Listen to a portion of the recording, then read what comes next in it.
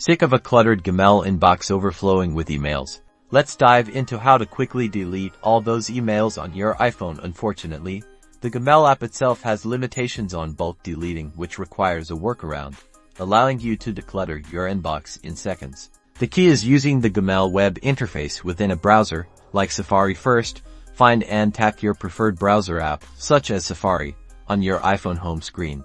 Next, tap the search bar and type in Gmail and press go.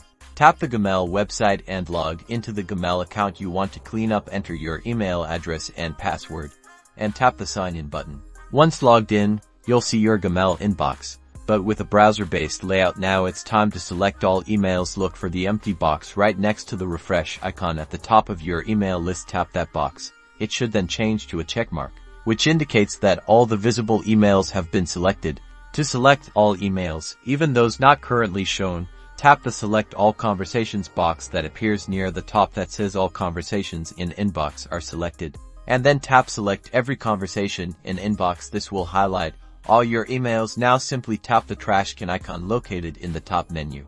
The selected emails will move to the trash. Remember to go into your trash folder and empty it to permanently delete the emails. And there you have it, a quick and effective method to clean your Gmail inbox on your iPhone.